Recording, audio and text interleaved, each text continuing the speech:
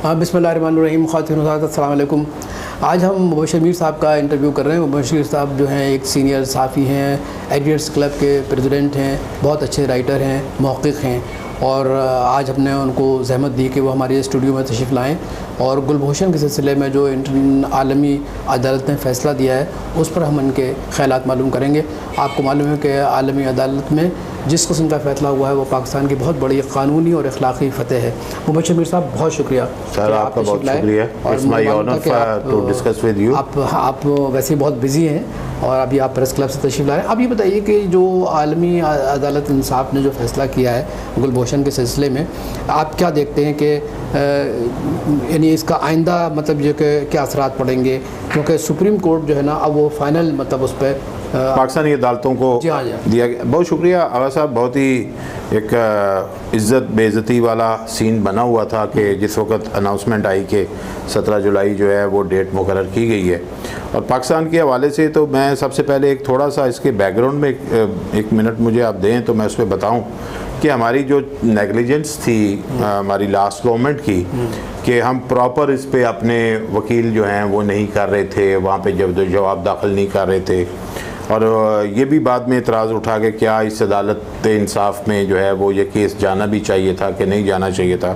बहरहाल पाकिस्तान एक ऐसा मुल्क है कि जो इंटरनेशनल कवानीन की बहुत ज़्यादा वो ऑनर करता है और इस चीज़ को एक्सेप्ट किया और अपना केस जाके बाकायदा लड़ा। और लेकिन इसमें बड़ी इम्पॉर्टेंट बात ये थी जिसको मेरा ख्याल है अदालत इंसाफ जो आलमी अदालत इंसाफ है उसने एक्सेप्ट किया कि इनका जो कन्फेशन है गो के उन्होंने एक और नाम से सफ़र किया, पासपोर्ट बनवाया हुआ था, जो भी उसके मामला थे, हाँ, लेकिन जो उसका कन्फेशन स्टेटमेंट है मेरा ख्याल है वो बड़ा इंपॉर्टेंट था, जिसको उन्होंने बुनियाद भी बनाया गुलभूषण ने जो जी बिल्कुल। और उसके बाद देखें उसमें पूरा उनका एक पूरा नेटवर्क था जिसको वो चला रहे थे और वो एक मुसलमान के नाम से यहाँ पे सफ़र करते थे। लेकिन एक चीज़ बड़ी अहम हुई कि उन्होंने पाकिस्तानी अदालतों को भी एक मुकाम दिया है इस अपने फ़ैसले में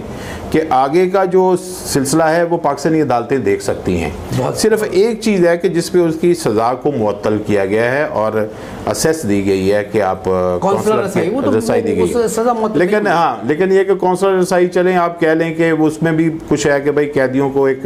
ख़ास इंटरनेशनल कन्वेंशन के तहत जो है वो उनको जो है वो मौका मिलना चाहिए। इंटरनेशनल कन्वेंशन इस पर लागू इसलिए नहीं होता, आर्टिकल 31 इसलिए लागू नहीं होता कि ये जंगी कैदी नहीं है, ये तो स्पाइनेज में है। हाँ, और जो हमारे जो वकला थे उन्होंने यही मौके इख्तियार किया कि ये जो जासूसी का काम कर रहा था ये दहशतगर्द था और ये बाकायदा रॉ का एजेंट था। इसका उसके नतीजे में जो लोग मारे गए हैं, जो उसके नतीजे में जो पाकिस्तान का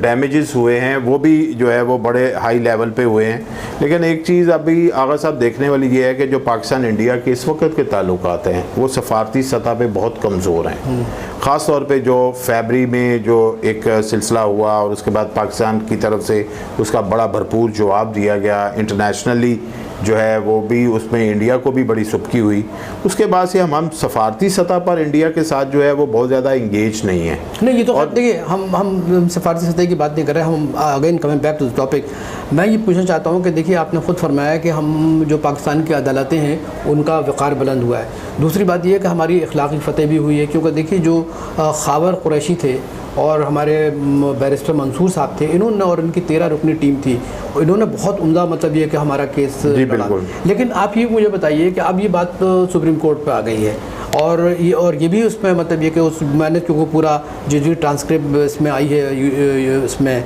फेसबुक पे, उसमें जो फौजी अदालत ने फैसला किया उसको भी मेंटेन किया, मतलब उसको उन्होंने नल एंड वाइड नहीं किया। तो आप ये बताइए कि ये जो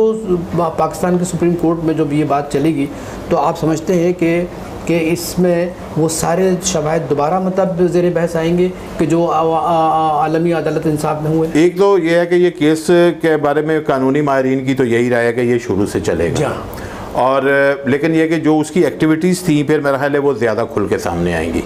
जबकि फ़ौजी अदालत में जो केस चलता रहा है तो उसमें हम बहुत सी चीज़ें हमारी नज़रों से उजल रही हैं। लेकिन मेरा ख्याल है कि इस वक्त जो है अगर वो ज़ाहिर है उसको डिफेंस का अगर मौका मिलेगा और इधर से पाकिस्तान की तरफ से पूरी तरह उसके जो जराइम हैं उनके बारे में बताया जाएगा और हम ये भी सुनते रहे हैं कि जिसके बारे में हमारे पास तफसीलात नहीं है अभी, कि इसके नतीजे में जो लोग गिरफ्तार हुए हैं उन्होंने जो पाकिस्तान को नुकसान पहुँचाया हुआ है, तो मेरा ख्याल है कि वो भी इंसाफ के। आपने बहुत उम्दा बात कही, क्योंकि कुछ बलूचिस्तान की हिंदू कम्युनिटी के कुछ लोग इसके साथ मिले हुए थे और उसमें बलूचिस्तान लिबरेशन आर्मी के भी लोग थे कि जो उसको बाकायदा ये कि तो वो लोग भी अब मेरा ख्याल है कि वो डिस्कशन में आएंगे, क्योंकि जब अगर केस स्टार्ट से चलना है और एक सिविल अदालत में चलना है और उसके बाद उसके जराइम के ऊपर जो है वो डिस्कशन होनी है, तो फिर वो मेरा ख्याल है बहुत से अबहाम जो लोगों के ज़हन में आ रहे थे वो भी दूर हो जाएंगे और इनके जराइम जो है वो खुल के सामने आ जाएंगे। अच्छा, एक बात बताइए कि देखिए हिंदुस्तान की तंग नज़री ये है और इनके जो वकला थे इनकी तंग नज़री क्या थी कि जैसे ही मतलब ये फैसला आया ये लोग गए वापस दिल्ली, और दिल्ली पे जाकर उन्होंने कहा कि क्योंकि उसका जज जो था आलमी अदालत इंसाफ का मुसलमान था, इसलिए उन्होंने पाकिस्तान के हक़ में फैसला दिया। तो आप मुझे बताइए कितना बड़ा झूठ है और इनके पास कोई दलाइल भी नहीं थे। देखें, एक बात यह है कि मैंने अगर हिस्ट्री देखे ना पाकिस्तान और इंडिया के जो इसी तरह के हमारे डिस्प्यूट्स हैं, तो उसमें मेरा ख्याल है कि इसी तरह का रवैया हमें इंडिया की तरफ से देखने को मिलता रहा है। उनका मीडिया और जैसे आप डैम्स के ऊपर आप देख लें, उनके स्टांस किस तरह के होते हैं, डिज़ाइन को चेंज करना हो तो उस पर किस तरह के होते हैं, उनके मीडिया ने जिस तरह भी किया, तो मसलन वो इसको और इसको फतह है। मेरा ख्याल है कि ये बहुत ही ज़्यादा जो है वो जो मोदी साहब की गवर्नमेंट है वो जिस तरह पोर्ट्रे करती है इन चीज़ों को, जिस तरह वो अपने आप को एक एक्चुअली उनकी जो सुबकी हुई है जब उनके त्यारे गिराए गए थे और उसके बाद से उनको वो बूस्ट नहीं मिल सका, उसको वो यहाँ पे फिर एक और हो गया, मुँह की खानी पड़ी। तो मेरा ख्याल है कि उसको वो जो हज़मियत होती है उसको छुपाने के लिए या उसको किसी अपने लोगों को किसी और तरफ कन्वर्ट करने के लिए और ये शो करने के लिए कि हम तो जो है वो विनर हैं, तो मेरा ख्याल इस तरह का वो रवैया अपना रहे हैं। और हमने ये और भी देखा है कि जो इंडियन मीडिया है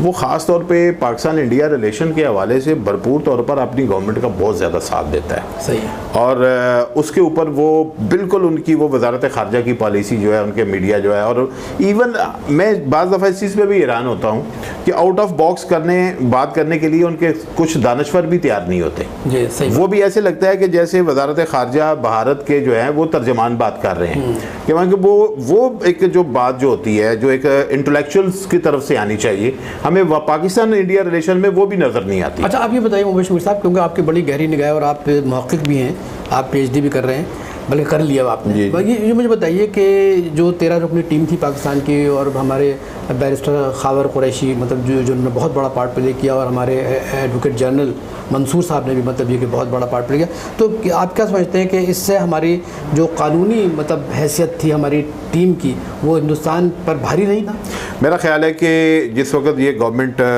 पाकिस्तान तहरीक इंसाफ की पिछले साल जो है जब इन्होंने हुकूमत संभाली,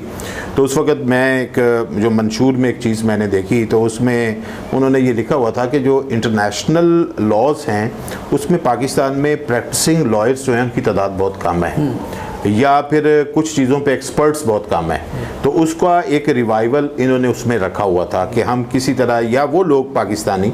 जो मुख्तलिफ हवालों से काम कर रहे हैं तो उनको हम किस तरह इंगेज कर सकते हैं। तो मेरा ख्याल है कि इस वक्त तो हमें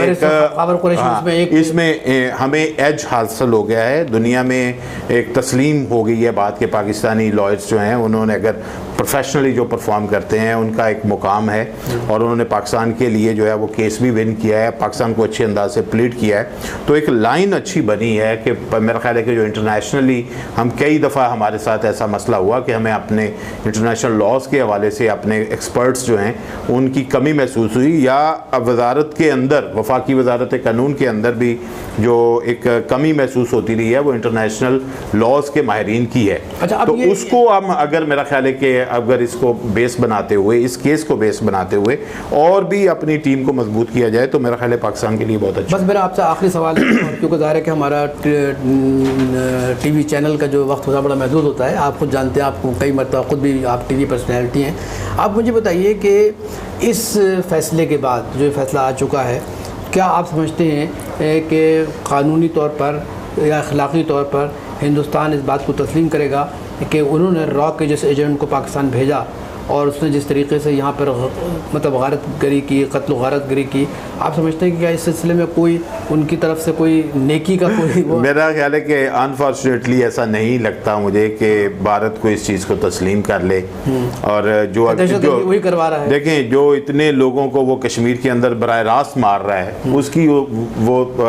माफ़ी किसी से मांगने की जो है ना वो पोजीशन में नहीं है, या उसको तस्लीम करने की पोजीशन में नहीं है। तो इस तरह की जो उन्होंने एक्टिविटी की हैं उसको वो कैसे करेगा। और लेकिन हौसला ज़रूर आएगा